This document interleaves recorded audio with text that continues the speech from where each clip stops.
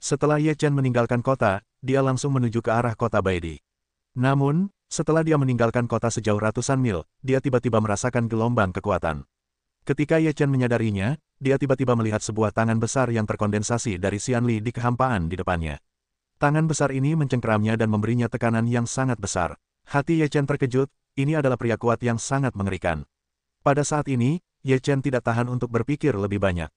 Dia menjalankan teknik ruang dan waktu yang besar dalam sekejap dan memaksakan kekuatannya hingga batasnya. Tangan besar itu menangkap tubuh Ye Chen, menghancurkan tubuh Ye Chen dan menghilangkannya seperti asap. Bagaimana? Sebuah suara keheranan datang dari kehampaan. Yang ditangkap oleh tangan besar itu bukanlah Ye Chen, tetapi bayangan yang ditinggalkan oleh Ye Chen saat dia bergerak cepat. Mampu bergerak dalam waktu sesingkat itu, dan meninggalkan bayangan seperti tubuh aslinya adalah sangat luar biasa, yang menunjukkan bahwa Ye Chen telah dipaksa hingga batasnya. Tubuh Ye Chen telah muncul puluhan sang jauhnya. Dia menatap tangan besar itu dengan wajah berwibawa. Tangan besar itu tahu bahwa itu kosong dan meraihnya ke arah Ye Chen. "Siapa yang mulia? Mengapa Anda ingin memukul saya?" Ye Chen berteriak pada kehampaan. Pada saat yang sama, tubuh Ye Chen berkelebat lagi, tetapi kali ini orang di kehampaan itu tampaknya tidak memberi Ye Chen kesempatan untuk bergerak. Kelima jari tangannya yang besar tiba-tiba membengkok menjadi bentuk cakar. Ye Chen merasa bahwa kehampaan di sekitarnya terbatas. Tidak mungkin baginya untuk bergerak. Situasi ini mirip dengan yang terjadi di lembah Senyi. Ini membuat Ye Chen tidak bisa tidak berpikir bahwa sebagian besar orang yang berurusan dengannya kali ini adalah anggota keluarga non-narkoba di Sekte Danyang. Ye Chen meraung. Dia tidak ingin mati di sini. Semua kekuatannya meledak dalam sekejap, terbakar seperti api. Tetapi kekuatannya terlalu lemah untuk pihak lain. Adapun perlawanan Ye Chen, mereka tidak dapat membebaskan diri. Apa yang kau lihat saat memasuki lembah tabib ajaib? Saat Ye Chen berjuang, dia mendengar suara dingin datang dari kehampaan. Setelah suara udara hampa datang, kehampaan yang memenjarakan Ye Chen tidak memiliki tindakan lebih lanjut untuk saat ini. Ye Chen mengambil napas di antara keduanya dan berkata, "Aku tidak melihat apa-apa. Tidak ada seorang pun di dalamnya." "Kau berbohong. Ada seseorang di sana. Dia sudah mati. Siapa yang membunuhnya?" Suara dingin di kehampaan datang lagi, "Sama sekali tidak mungkin untuk membunuhnya dengan kekuatanmu. Apakah ada orang lain di dalamnya? Apakah itu tabib ajaib?" Mendengar ini, wajah Ye Chen sedikit berubah, dan kemudian pulih dalam sekejap. Dia berkata, "Lembah tabib ajaib sedang kacau balau, di manakah sosok dokter ajaib itu? Saya belum pernah bertemu dengan orang yang Anda sebutkan." Ye Chen tidak bisa mengakui atau menceritakan kisah bahwa dokter ajaib itu masih berada di lembah. Itu bukan untuk membantu Sekte Danyang, tetapi dia tidak ingin membawa masalah apapun kepada Yao Ling dalam mempraktikkan alkimia. "Sepertinya kamu tidak akan melihat peti mati, kamu tidak akan menangis." Tangan besar itu terjepit lagi di kehampaan. Ye Chen merasakan kekuatan yang kuat datang dari kehampaan, yang dapat menghancurkannya. Ye Chen berusaha sekuat tenaga untuk menahan tekanan itu. Kemudian dia mendengar suara di kehampaan dan berkata, "Jika kamu tidak mengatakannya lagi, aku akan menghancurkanmu sedikit demi sedikit." "Aku tidak tahu siapa pria yang kamu bicarakan." Ye Chen masih belum santai. "Kalau begitu, kamu harus mati." Ada suara dingin membunuh di kehampaan, dan kemudian kelima jarinya tergenggam lagi, dan mereka akan mengepal. Jika kita mengatakan bahwa jari ini terkepal, maka Ye Chen benar-benar tamat. Ye Chen tidak ingin mengakhiri hidupnya seperti ini. Sekarang tidak mungkin mengharapkan lelaki tua itu menyelamatkannya. Sekarang dia harus mengandalkan dirinya sendiri dan berjuang untuk itu. Di bawah tekanan yang kuat, Ye Chen menjalankan formula Daluo untuk memakan yang abadi. Pedang emas hijau darah suci telah muncul di tangannya. Dia dengan gila-gilaan memasukkan kekuatan abadi ke dalam pedang emas hijau darah suci, dan pedang emas hijau darah suci tiba-tiba mengeluarkan cahaya biru yang menyilaukan. Tepat setelah pedang biru muncul, sebuah retakan muncul di kehampaan, seolah-olah ruang yang membeku itu ditembus oleh cahaya pedang emas hijau darah suci. "Bagaimana?" Sebuah suara keheranan terdengar lagi dari kehampaan, "Ini adalah pedang hijau darah suci." Suara itu berubah dari keheranan menjadi kegembiraan. Semua kekuatan di tubuh Ye Chen meledak, dan matanya hampir merah. Setelah berteriak lama, pedang emas hijau darah suci yang menyilaukan itu perlahan terangkat. Dengan terangkatnya pedang emas hijau darah suci dengan keras, sebuah retakan muncul di kehampaan, yang terus menyebar. Setelah pedang hijau darah suci digunakan, Ye Chen mempersembahkan kurban kepada 8 diagram Tai Chi. Ketika susunan besar itu meledak keluar dari tubuhnya, dia telah memperbaiki banyak diagram 8 Tai Chi, yang menghancurkan kehampaan dalam sekejap. Ledakan, ada suara keras, dan tangan besar itu bergetar. Meskipun tidak patah, itu memantul kembali. Ye Chen memanfaatkan kesempatan ini untuk dengan ganas mengangkat pedang hijau dan emas darah suci, jadi dia mencoba yang terbaik untuk menebas pedang ke arah tangan besar itu. Pedang hijau terbelah di tangan besar, dan hampir membelah tangan besar itu menjadi dua. Meskipun tangan besar itu tidak terbelah, tetapi kekuatannya dikalahkan, juga secara bertahap memiliki tren pembubaran. Jelas, Pria di kehampaan itu tidak menyangka pedang Ye Chen begitu kuat. Ketika Ye Chen menggunakan pukulan ini, wajahnya sudah sangat pucat. Dia baru saja menghabiskan seluruh tenaga tubuhnya, dan tenaga tubuhnya langsung mengering. Ye Chen dengan cepat mengeluarkan beberapa pil dan menuangkannya ke dalam mulutnya seperti kacang. Dia bahkan menelannya tanpa mengunyahnya. Selain itu, ramuan di pagi hari tidak dapat diperkuat. Di sisi lain tidak ada tindakan apapun, Ye Chen telah mulai memurnikan kekuatan cairan aslinya, ingin memulihkan kekuatan abadinya dalam waktu yang sangat singkat. Aku tidak menyangka kamu masih memiliki pedang hijau darah suci ini. Kamu tidak sederhana, nak. Tawa dingin datang dari kehampaan. Tampaknya dia tidak marah karena tangan besar itu terbelah, tetapi lebih bersemangat. Tidak semua orang bisa memurnikan senjata dengan bahan abadi seperti emas hijau penghasil darah. Bahkan jika itu adalah Daluo Jinxian, perlu keberuntungan untuk mendapatkannya. Sekarang seorang peri memiliki pedang hijau darah suci di tangannya. Bagaimana mungkin ini tidak membuat orang-orang di kehampaan iri? Selama kamu mendapatkan pedang hijau darah suci, maka kekuatanmu akan meningkat pesat, dan kamu dapat mengalahkan lawan dengan level yang sama tanpa usaha apapun.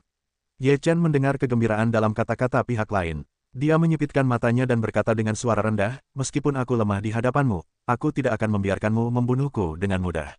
Konyol, apakah kamu pikir kamu memiliki pedang hijau darah suci, hanya dengan membelah tanganku yang padat dapat bersaing denganku? Itu adalah ketidaktahuan. Selama aku ingin kamu mati, kamu tidak dapat melarikan diri dengan cara apapun. Dalam kehampaan, suara itu merendahkan untuk bersenandung. Apakah kamu pikir sangat menyenangkan bagimu untuk menindas yang kecil dengan yang besar dan menindas yang lemah dengan yang kuat? Ketika orang kuat datang kepadamu, tidak ada orang lain. Ye Chen mencibir, dunia itu sendiri tidak adil. Yang kuat dapat merampas kehidupan yang lemah, tetapi yang lemah hanya memiliki bagian mereka untuk dirampas.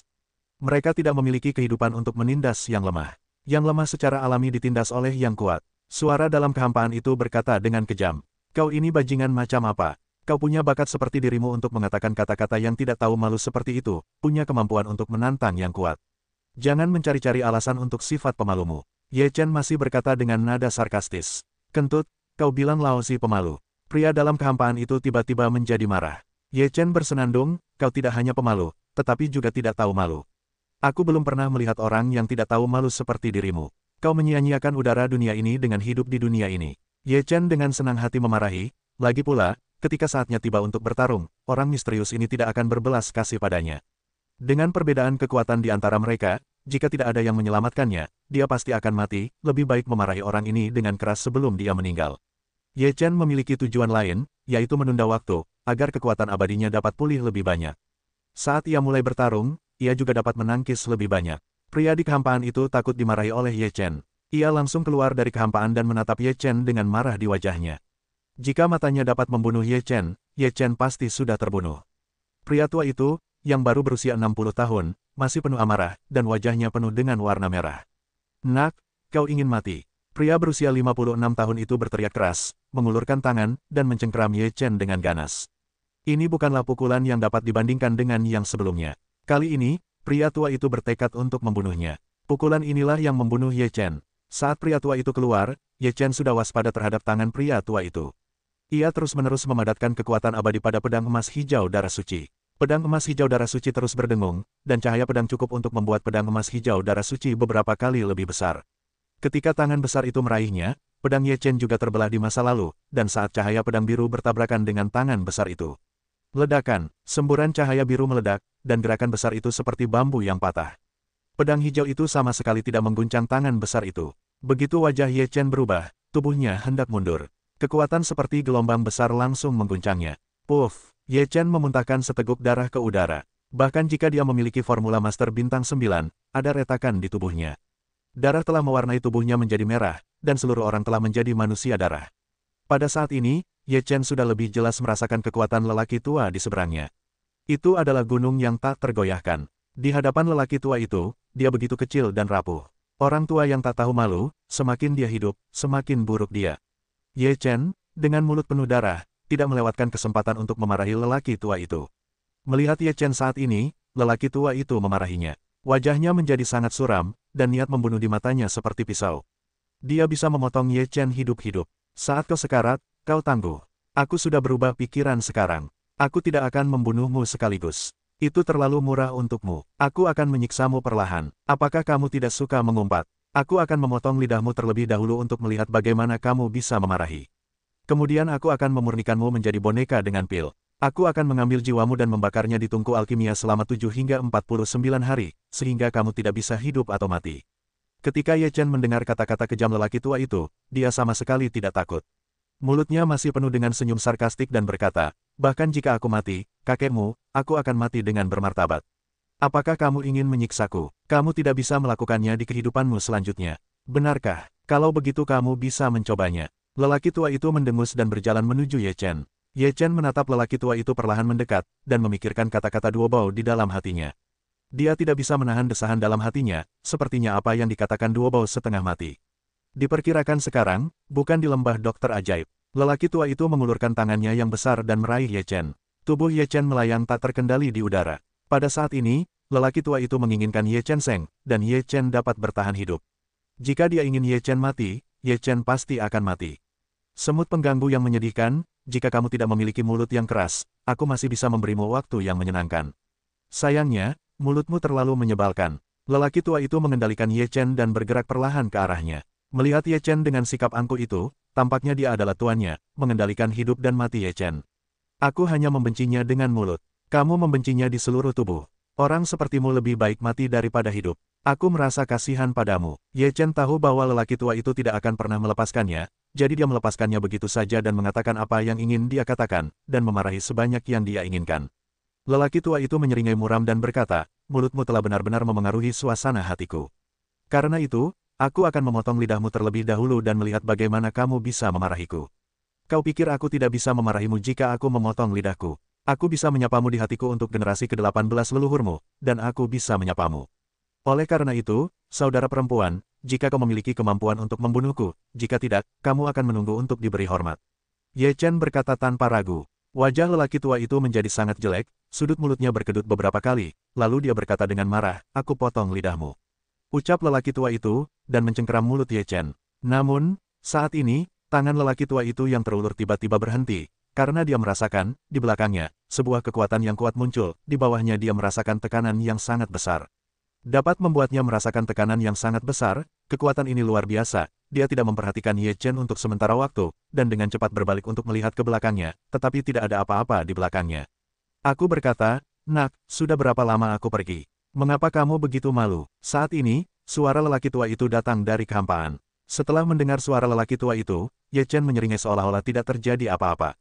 Dia berkata sambil tersenyum, tidak mungkin. Aku sangat populer. Begitu banyak orang yang tidak tahu malu ingin datang kepadaku. Lelaki tua di kehampaan itu mendengus, sampai saat ini, kamu masih bisa melihat lelucon itu membuktikan bahwa kamu tidak punya apa-apa untuk dilakukan.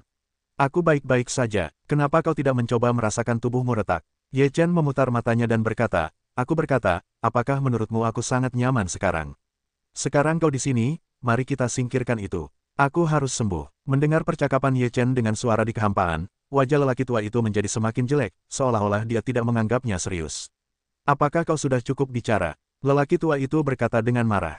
Jika kita sudah cukup bicara, kau harus berbaring sekarang. Ye Chen menyeringai pada lelaki tua itu, tersenyum sangat tidak ramah. Lelaki tua itu mendengus dan berkata pada kehampaan, jangan bersembunyi, keluarlah jika kau memiliki kemampuan. Bersembunyi dan bersembunyi. Ada suara menghina di kehampaan, aku tidak perlu muncul untuk berurusan denganmu. Sama sepertimu, aku bisa membunuh lebih dari selusin dengan satu jari. Saat berbicara, sebuah jari benar-benar muncul di kehampaan.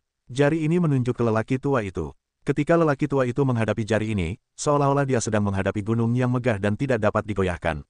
Keringat dinginnya membasahi, wajahnya memutih, dan tubuhnya terus gemetar. Sekarang dia sepenuhnya percaya apa yang dikatakan lelaki tua itu. Satu jari dapat membunuhnya lebih dari 10 kali. Jari besar itu menunjuk ke atas. Meskipun lelaki tua itu takut, dia tidak ingin mati. Semua kekuatannya meledak dalam sekejap untuk menahan serangan jarinya.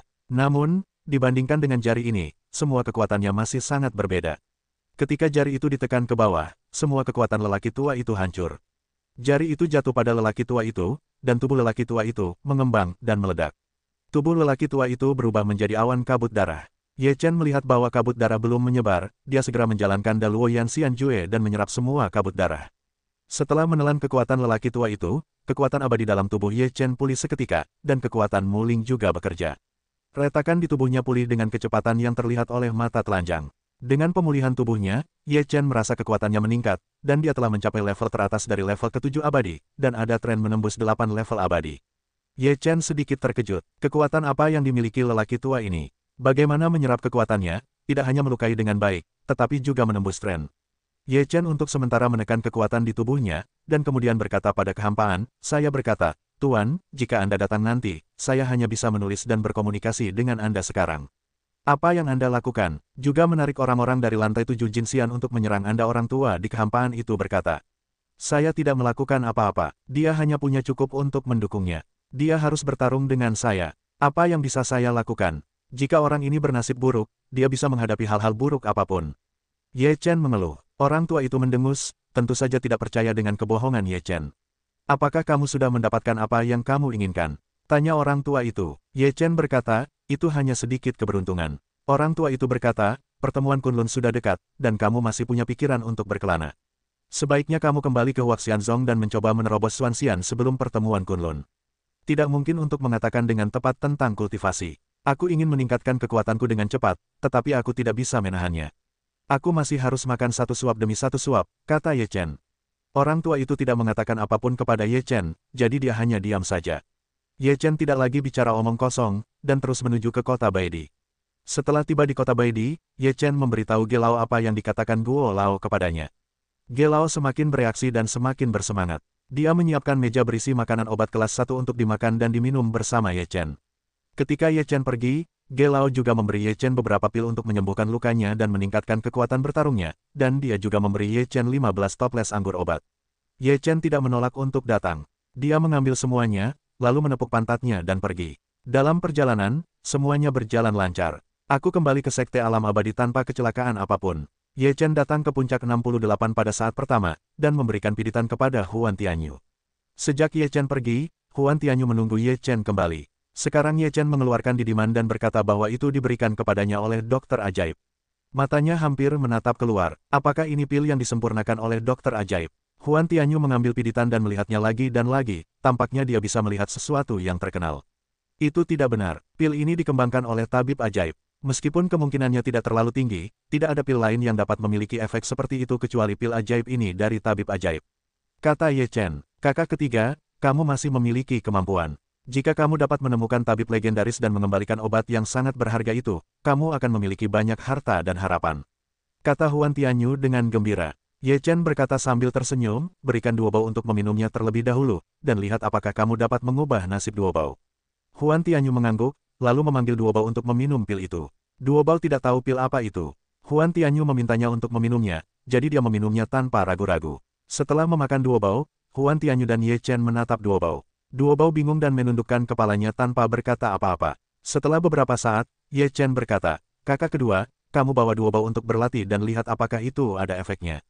Huan Tianyu mengangguk dan memasuki Gua Xiankuan bersama Duobao. Setelah itu, Ye Chen juga meninggalkan puncak ke-68 dan kembali ke puncak ke-81. Sekarang kekuatan abadi di tubuhnya melonjak, yang disebabkan oleh kabut darah lelaki tua itu.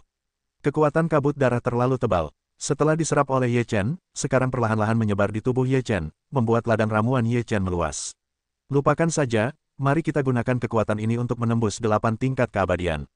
Ye Chen menggelengkan kepalanya, dia tidak menyangka akan dipromosikan begitu cepat. Ye Chen melepaskan penindasan, dan semua kekuatan meledak tak terkendali. Hanya dalam beberapa tarikan napas, Ye Chen telah menembus ke tingkat ke-8 keabadian, dan kekuatannya yang kuat langsung memenuhi ladang ramuan, dan napasnya naik dengan cepat, mencapai tingkat tahap tengah dari tingkat ke-8 keabadian. Kali ini adalah berkah tersembunyi. Kekuatan orang tua itu benar-benar dahsyat. Dia tidak hanya berhasil menembus satu level, tetapi juga memiliki kekuatan cadangan. Ye Chen tersenyum. Dia berhasil menembus ke tengah lantai 8 keabadian. Dia tidak memiliki kekuatan pencernaan di tubuhnya. Dia dapat mengumpulkannya. Dalam sekejap waktu, beberapa hari telah berlalu. Pada hari ini, Ye Chen sedang minum teh dengan santai di puncaknya yang ke-81 dan mengobrol dengan Dewa Perang. Dia merasakan napas yang datang ke puncak. Ye Chen segera membiarkan Chen masuk ke dalam tas Dewa dan Surga, dan kemudian Huan Tianyu muncul di depannya bersama Duobao. Huan Tianyu tersenyum di seluruh wajahnya. Tampaknya ada sesuatu yang baik tentang itu. Duobao, terima kasih banyak. Jika bukan karena pamanmu, kamu masih tidak bisa berlatih sekarang. Huan Tianyu berkata kepada Duobao. Duobao segera berlutut, lalu bersujud kepada Ye Chen, dan berkata dengan penuh rasa terima kasih. Duobao berterima kasih atas penciptaan kembali paman seperguruan. Di masa depan, Duobao akan berbakti kepada guru seperti dirinya kepada guru. Ye Chen membantu Duobao berdiri dan berkata, bukan tugas seorang pria untuk berlutut. Jika kamu cukup baik, kamu tidak boleh bersikap tidak sopan. Duobao berkata dengan penuh rasa hormat. Ye Chen menyentuh kepala Duobao, lalu berkata kepada Huan Tianyu, apakah piditan itu efektif? Huan Tianyu berkata sambil tersenyum, tidak ada gerakan dalam beberapa hari pertama. Tetapi hari ini, Duobao tiba-tiba berkumpul, selain kekuatan abadi, dan telah mencapai tingkat keabadian sejati. Setelah mendengar ini, Ye Chen juga merasa senang dan berkata, efeknya bagus. Dia menoleh ke Duobao dan berkata, Duobao, mulai sekarang, kamu juga bisa berlatih dan memiliki kesempatan untuk menjadi orang kuat. Kamu harus berlatih keras dan memenuhi harapan gurumu. Duobao pasti akan berlatih keras. Jangan mengecewakan kerja keras guru dan kebaikan guru dalam menciptakan kembali. Duobao berkata dengan bijak, anak baik. Ye Chen menyentuh kepala Duobao dan tertawa. Huan Tianyu sepertinya memikirkan sesuatu dan bertanya, sebelum Duobao mengatakan kamu sedang dalam krisis, aku lupa bertanya kepadamu terakhir kali. Apakah kamu menghadapi bahaya saat keluar terakhir kali? Ye Chen berkata sambil tersenyum kecut, kemampuan Duobao untuk meramal masa depan benar-benar tidak normal. Seperti yang dia katakan, aku dipukuli sampai mati. Jika bukan karena bantuan orang-orang bangsawan, aku tidak akan bisa kembali sekarang. Mendengar cerita Ye Chen, Huan Tianyu berkeringat dingin dan takut. Jika Ye Chen benar-benar memiliki sesuatu yang salah, itu pasti dia. Semuanya ada di mana-mana, seharusnya tidak ada lagi. Ye Chen berkata dengan tenang. Huan Tianyu berkata, Duobao, apa yang akan terjadi setelah kamu bertemu paman seperguruanmu? Ketika Ye Chen mendengar ini, dia segera menggelengkan kepalanya dan berkata, tidak, aku masih tidak ingin tahu. Jika aku mengetahuinya, aku akan terus mengkhawatirkannya. Jika aku tidak mengetahuinya, aku akan lebih tenang. Bagaimanapun, apa yang seharusnya terjadi akan terjadi. Hal semacam ini seharusnya tidak muncul, yang melanggar hukum, jadi demi ketenangan pikiran, lebih baik aku tidak mengetahui apapun. Melihat kefasihan Ye Chen, Huan Tianyu berkata, kamu memiliki banyak hal baru-baru ini. Sebaiknya kamu lebih berhati-hati. Jangan meninggalkan sekte jika kamu tidak memiliki sesuatu untuk dilakukan. Berlatihlah di sekte saja. Ye Chen mengangguk. Dia tidak berencana untuk meninggalkan sekte sekarang, kecuali jika ada sesuatu yang istimewa. Huan Tianyu mengobrol di sini sebentar, lalu pergi bersama Duobao. Ye Chen terus minum teh sendirian, menikmati sore yang indah. Dalam sekejap waktu, 1 tahun lagi telah berlalu dengan tenang. Tahun ini, Ye Chen tidak meninggalkan sekte. Dia pada dasarnya berlatih di gunungnya sendiri. Dia hanya sesekali pergi melihat Ye Fan berlatih bersama Fei Tian Tiger dan pergi mencari seseorang untuk minum dan mengobrol. Sepanjang tahun, kultivasi Ye Chen hanya naik dari tahap tengah lantai 8 ke tahap akhir. Sebagian besar waktu, Ye Chen mengumpulkan daripada mencoba menerobos alam. Setelah mencapai akhir lantai 8 abadi, dia sekarang siap untuk menerobos Xuanxian. Dia tidak ingin bergantung pada pil, tetapi dia masih ingin mengandalkan kekuatannya sendiri untuk menyerang Xuanxian. Tahun ini, seluruh negeri dongeng relatif tenang, meskipun arus bawahnya konstan, tetapi tidak ada peristiwa besar di permukaan.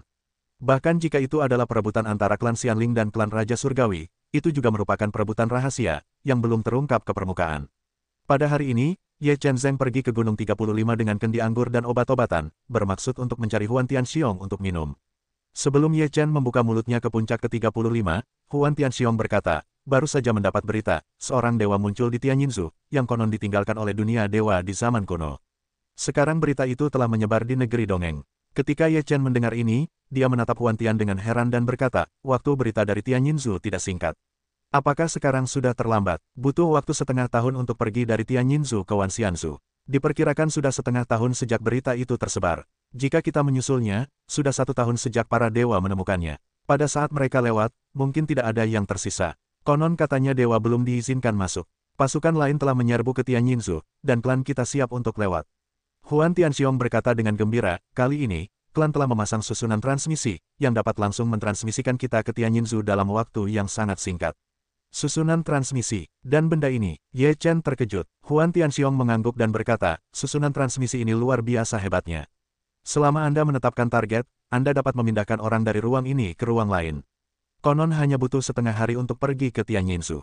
Petik 2. Namun, biaya untuk mengukir susunan teleportasi terlalu tinggi. Secara umum, sekte tidak akan menggunakan susunan teleportasi. Sekarang ini terkait dengan para dewa, sehingga sekte dapat menggunakan susunan teleportasi agar tidak kehilangan kesempatan.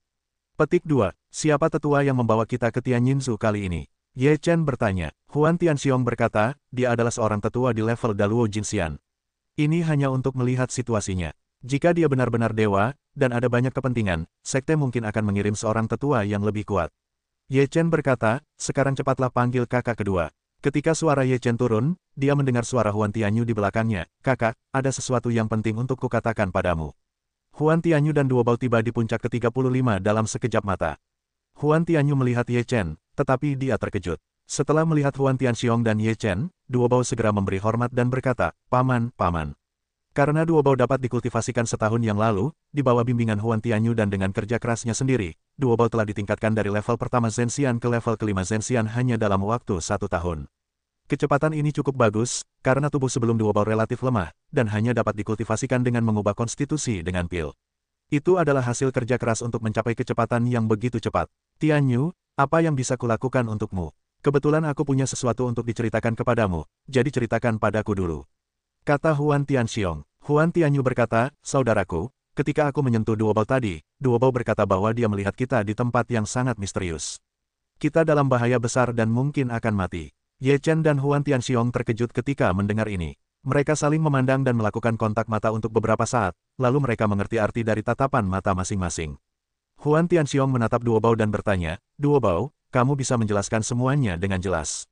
Apa yang kamu lihat? Berbicara, Huan Tianxiong dengan sengaja menyentuh kepala Duo Bao, dan sebuah gambar muncul di benaknya. Ada ekspresi panik di mata Duo Bao, dan dia berkata, saya melihat paman seperguruan itu hampir meninggal. Saya melihat tubuh paman seperguruan itu meledak, dan gurunya juga. Ketika Duo Bao mengatakan ini, air matanya mengalir. Dia terisak dan berkata, Tuan juga sedang sekarat. Mendengar kata-kata Duo Bao, ketiga orang Ye Chen saling memandang. Ye Chen menatap Huan Tianxiong, lalu berkata, kakak, apa yang Duo Bao lihat seharusnya adalah tempat yang akan kita tuju, di mana hal-hal buruk mungkin terjadi. Huan Tianyu bertanya dengan ragu, kakak ketiga, kakak tertua, apa yang kalian bicarakan?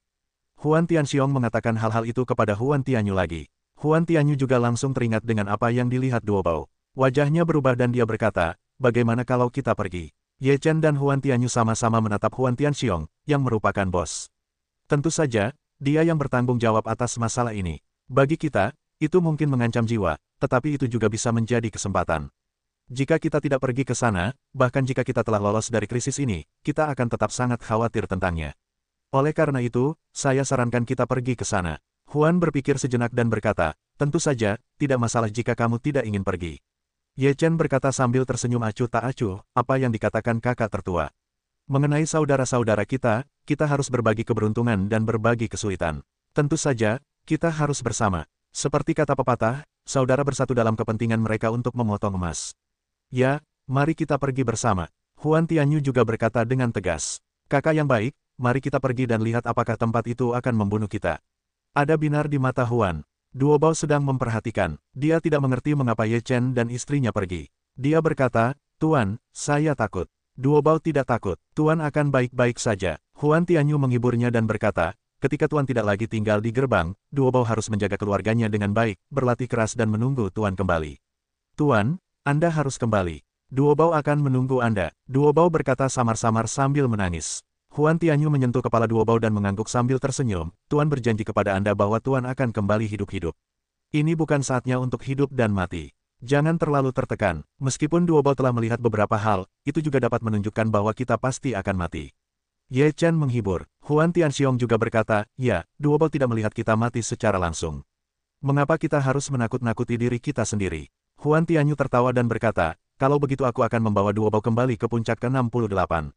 Aku akan datang dan menemuimu nanti. Setelah Huan Tianyu pergi bersama Duo Bao, wajah Huan Tianxiong menjadi bermartabat dan berkata, kakak ketiga, sepertinya kamu tidak bisa ceroboh kali ini. Ye Chen berkata sambil tersenyum, ini adalah berkah, tetapi ini bukan bencana. Kita harus menghadapi cobaan yang telah diatur dalam hidup kita. Itu tidak dapat dihindari. Bahkan jika kita tahu hasilnya, kita tidak dapat menghindarinya, jadi kita tidak perlu terlalu memikirkannya. Menghadapi pikiran terbuka Ye Chen, Huan Tianxiong juga menunjukkan wajahnya dengan senyuman dan berkata, wajar jika berkata begitu, maka hadapilah dengan berani.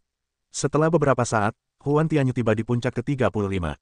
Setelah itu, ketiga orang itu pergi ke puncak utama bersama dengan Tetua Taisang yang memimpin tim untuk mentransmisikan ke Tianjinzu melalui susunan transmisi. Pada saat ini, banyak murid inti berkumpul di alun-alun aula puncak utama. Murid-murid inti ini berbicara dalam kelompok, dan isi percakapan itu tidak lebih dari apa yang mereka ketahui tentang Tianjinzu. Ye Chen 3 orang tidak pergi untuk berbicara dengan para murid inti itu, 3 orang menunggu dengan tenang. Sekitar 1/4 jam kemudian, Ye Ying muncul di gerbang aula. Di samping Ye Ying, ada seorang lelaki tua yang berkulit putih dari kepala sampai kaki. Rambut lelaki tua itu putih, tetapi wajahnya merah dan darahnya sangat kuat. Ye Ying berkata kepada lelaki tua berambut putih itu, "Tetua Taisang, aku akan merepotkanmu untuk perjalanan ini. Murid-murid ini juga akan merepotkanmu untuk mengurus mereka." Lelaki tua berambut putih itu berkata, "Tuan, jangan khawatir. Jika ada penemuan besar, aku akan memberitahu sekte sesegera mungkin." Ye Ying mengangguk, "Tetua yang keras." Lelaki tua berambut putih itu membelai janggut putihnya dan mengangguk samar. Kemudian dia pergi ke alun-alun dan berkata kepada murid inti yang menunggu di sini, "Ayo pergi sekarang." Lelaki tua berambut putih itu berkata bahwa ada cakram di tangannya, yang hanya seukuran telapak tangan. Ketika dia mengeluarkannya, sebuah susunan besar muncul di cakram itu. Begitu susunan itu muncul, kekosongan itu terdistorsi. Semua orang sangat terkejut melihat formasi itu, semuanya memancarkan perasaan, ini adalah susunan transmisi. Semua masuk ke dalam susunan, kata lelaki tua berambut putih itu. Dalam sekejap mata, semua anggota barisan menghilang dalam sekejap mata. Tianyinzu, rumah besar Tianding. Di tengah-tengah rumah besar Tianding, terdapat sebidang reruntuhan, yang merupakan medan perang yang ditinggalkan oleh periode kehancuran besar. Pada saat ini, di situs medan perang kuno ini, terdapat banyak sosok manusia, dan di tengah-tengah sosok-sosok ini, muncul pemandangan yang tampak sangat halus. Di depan mereka, kekosongan itu berkelok-kelok. Dari kekosongan yang berkelok-kelok itu, Anda dapat melihat sebuah istana besar di dalamnya. Di dalam istana, Anda dapat melihat samar-samar situasi dasar aula utama di istana tersebut. Terdapat sebuah patung di aula utama istana tersebut. Patung itu terlihat sangat bermartabat dan memiliki kesan sakral. Karena melihat patung itu, banyak orang mengira itu adalah dewa. Patung itu seharusnya ditinggalkan dari dunia dewa selama kehancuran besar. Jika Anda bisa mendapatkan harta karun di dalamnya, bahkan yang paling umum sekalipun, itu juga merupakan artefak. Klan Guntur dan Kilat serta Sanxing Xianzong telah berpikir begitu lama sehingga mereka belum masuk. Tampaknya masalah ini dalam ketegangan. Sekarang 7 Xianzong dan 6 Xianzu di negeri dongeng datang satu demi satu. Mari kita lihat apakah 13 kekuatan besar dapat menghancurkan susunan ini. Susunan dunia dewa tidak dapat dihancurkan bahkan jika itu adalah Hunyuan Daluo Jinxian, kecuali susunan itu menghilang dengan sendirinya. Banyak orang berbicara berturut-turut, dan orang-orang kuat yang datang ke sini tidak memiliki cara untuk menghadapi kekosongan di depan mereka. Sekarang, selain Sanxing Xianzong dan klan Guntur dan Kilat, Chunyang Xianzong, klan Xianling, dan Yizu semuanya telah datang ke Tianyinzu. Kelima kekuatan ini telah mencoba bergandengan tangan untuk membuka kekosongan di sini, tetapi Luo Jinxian besar yang tidak dikenal tidak dapat mengguncang satu sen pun. Setengah hari kemudian, di sebuah gunung di rumah besar Tianding, sebuah cahaya tiba-tiba bersinar melalui kekosongan. Kekosongan itu tampaknya terkoyak, dan sejumlah besar orang keluar dari cahaya putih. Orang-orang ini semua adalah orang-orang dari Zhaohua Xianzong, dan yang pertama adalah lelaki tua berambut putih. Sekarang kita telah tiba di rumah besar Tianding di Tianyinzu. Satu-satunya tempat di mana para dewa muncul adalah di rumah besar Tianding. Setelah lelaki tua berambut putih itu selesai berbicara, dia terbang maju. Tentu saja, para murid inti di belakang mereka juga mengikuti dari dekat. Segera, mereka telah tiba di reruntuhan medan perang kuno ini. Itulah orang dari keluarga abadi. Terdengar teriakan kaget, semua mata orang tertuju pada sisi sekte abadi. Tetua Taisang dari sekte abadi melangkah maju dan melihat para tetua yang dipimpin oleh 5 kekuatan lainnya, dan kemudian mata mereka tertuju pada istana terapung di kehampaan. Ye Chen melihat 5 kekuatan Sanxing Xianzong dan klan Guntur dan Kilat di antara banyak murid inti. Pada pandangan ini, dia juga melihat banyak kenalan. Hanya saja begitu kenalan ini bertemu, mereka sangat iri. Ketika Zhu Qing dan Wang Qingming dari Sanxing Xianzong melihat Ye Chen, mata mereka merah dan mereka ingin membunuh Ye Chen. Di antara murid-murid Sanxing Xianzong, Ye Chen juga bertemu Yin Qingyang. Sekarang Yin Qingyang telah mencapai tingkat kedua kekuatan abadi dan telah memasuki tingkat murid inti Sanxing Xianzong. Yin Qingyang juga melihat Ye Chen dan mengangguk sedikit ke arah Ye Chen. Langkah ini terlihat oleh Wang Qingming. Wang Qingming mendengus kepada Yin Qingyang, jika bajingan itu datang ke sini hari ini, jangan pikirkan kehidupan yang lebih baik. Jika dia memasuki dewa ini, dia pasti akan mati. Yin Qingyang berkata dengan tenang, "Kakak Wang, apakah kau akan membunuhnya sendiri atau kau akan mengundang kakak senior lainnya? Jika kau mengundang kakak senior lainnya, aku sarankan kau untuk meminta yang kekuatannya lebih tinggi. Jika kau terlalu rendah, aku khawatir itu tidak cukup baginya untuk menyiksaku." Wajah Wang Qingming menjadi jelek, dan dia bersenandung, "Apa maksudmu?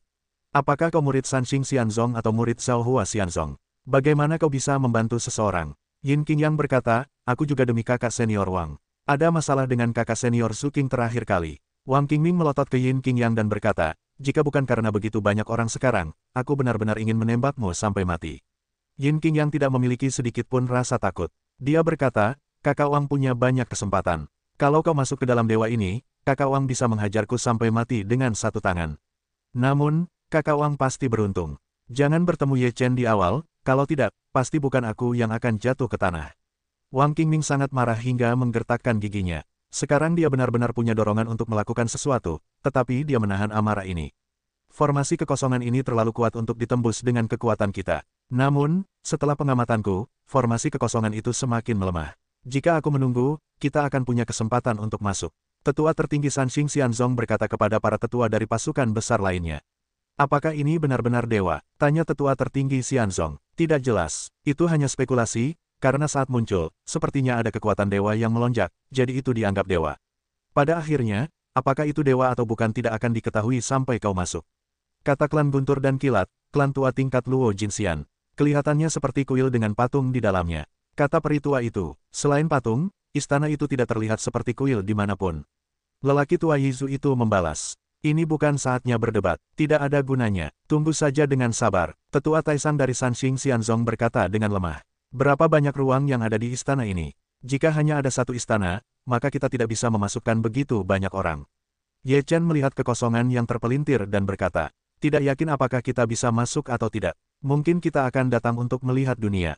Huan Tianxiong menggelengkan kepalanya dan berkata, keenam kekuatan di tempat kejadian dikelilingi oleh kekosongan ini dan dibagi menjadi 6 kubu dan menunggu dengan sabar. Ini lebih dari sebulan. Dalam bulan ini, banyak orang datang ke klan Tianwang dan klan Yujian. Orang-orang dari keluarga Raja Surgawi menyarankan agar mereka bergandengan tangan dan mencoba membuka kekosongan lagi. Namun, mereka masih tidak bisa mengguncang kekosongan setelah semua upaya mereka. Kekuatan-kekuatan ini hanya bisa terus menunggu dengan sabar. Dalam penantian ini, para murid dari beberapa kekuatan besar juga bergerak di sekitar satu sama lain, dan selalu ada beberapa orang yang akrab satu sama lain.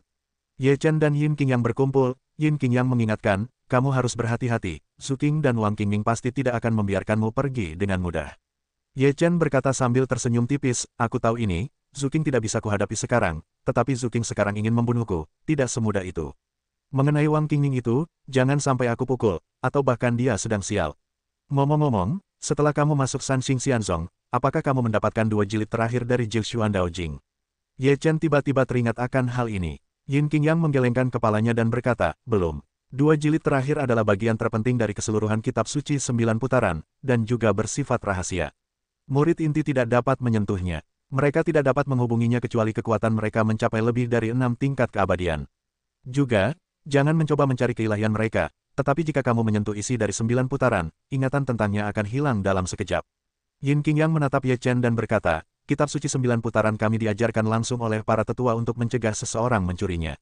Ye Chen berkata tanpa daya, itu artinya, kamu harus menunggu sampai lantai 6 keabadian untuk mendapatkan 2 jilid terakhir dari kitab suci 9 putaran.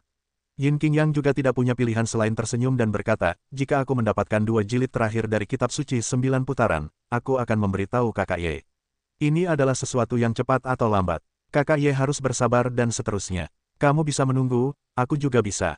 Ye Chen terkekeh dan berkata, awalnya aku ingin mengirim Xiao Fan ke Sanxing Xianzong. Sekarang aku memiliki beberapa masalah dengan Sanxing Xianzong, jadi aku harus menyerah dan membiarkan Xiao Fan dan Fei Tianhu tinggal di Xianzong Shaohua. Aku pernah mendengar bahwa kitab surga dari Kaisar Alam memiliki banyak kekuatan penciptaan, dan itu bagus untuk dipraktikkan. Yin Qingyang berkata sambil tersenyum. Jika kamu ingin mempraktikkan kitab alam, aku akan mengajarkannya kepadamu. Ye Chen tersenyum sesuka hati. Yin Qingyang berkata sambil tersenyum, lupakan saja. Apa yang aku latih sejak aku masih kecil adalah kitab suci Tao. Jika aku berlatih kitab suci yang lain, itu akan mempengaruhi energiku. Aku takut aku akan mengambil biji wijen dan kehilangan semangka. Kau lihat, di matamu, kitab alam hanyalah biji wijen. Apa yang lebih kuat? Xiao Fan juga berlatih Tao Jing sejak dia masih kecil. Sekarang, aku tidak berani membiarkannya berlatih kitab alam. Ye Chen berkata, aku berbeda. Aku berlatih segalanya. Selama aku bisa menjadi kuat, aku berlatih semuanya.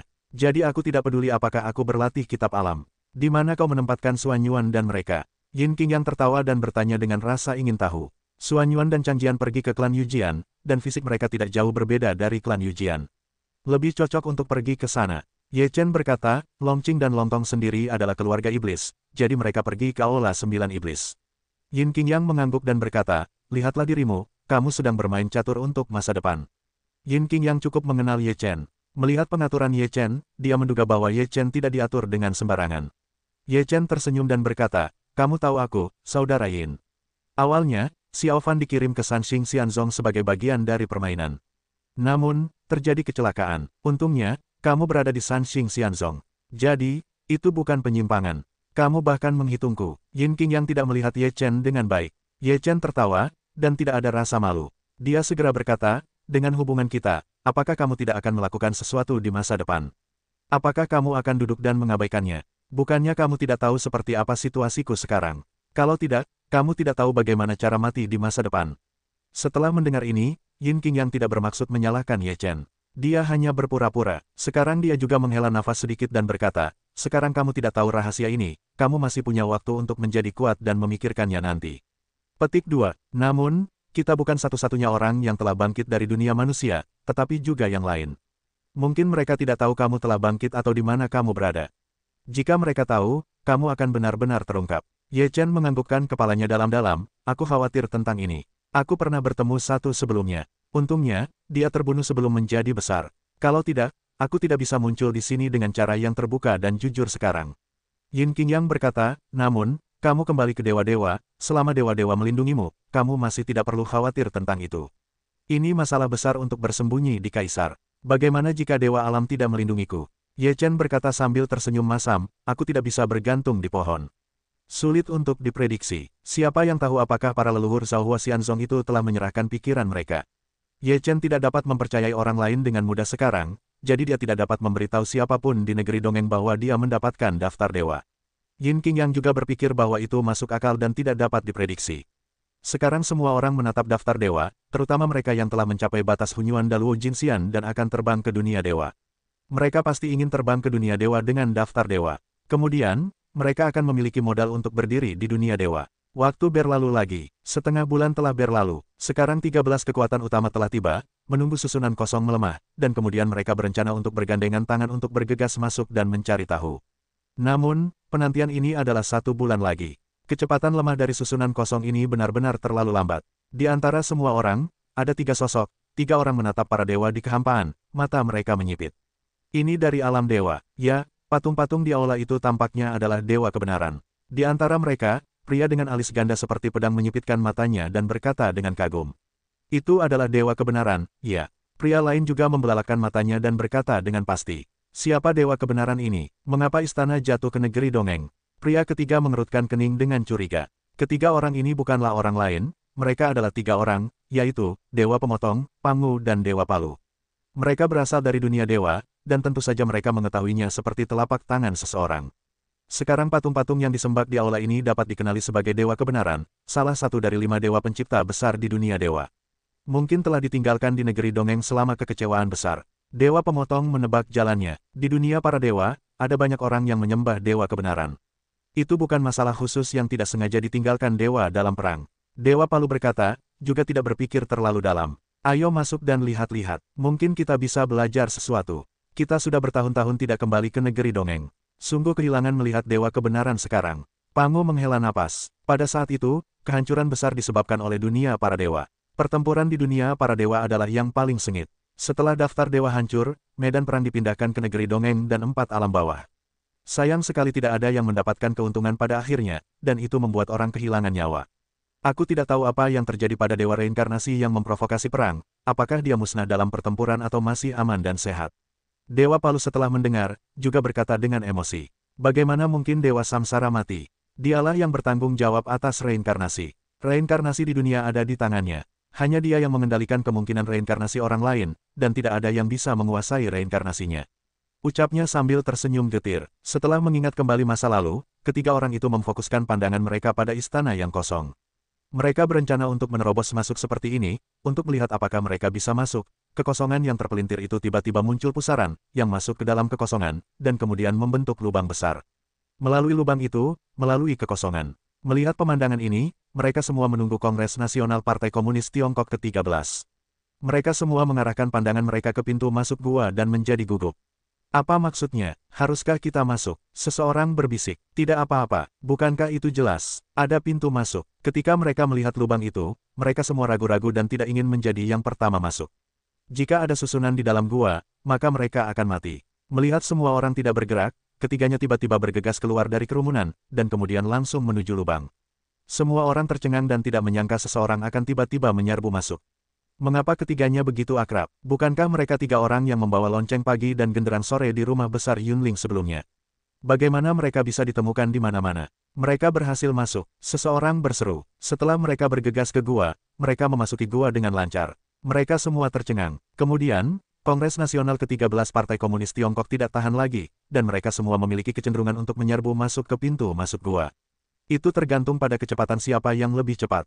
Ke-13 pasukan itu bergegas keluar bersama-sama, dan mereka semua ingin menjadi yang pertama untuk menyerbu masuk. Dalam perebutan ini, tidak dapat dihindari bahwa beberapa orang akan berada dalam kegelapan. Tiba-tiba, seluruh pemandangan tidak dapat dikendalikan dan menjadi kacau. Kongres Nasional ke-13 Partai Komunis Tiongkok mulai saling bertarung di pintu masuk gua. Hanya dalam beberapa tarikan napas, beberapa orang berteriak tanpa henti, baik lengan dan kaki mereka patah, atau berubah menjadi gumpalan kabut darah. Memanfaatkan kekacauan itu, Leng Buding menjadi tangan hitam. Bagaimana cara mati tidak tahu, belum lagi, kapan harus memeriksa masalah ini lagi, bagaimana cara mengetahuinya.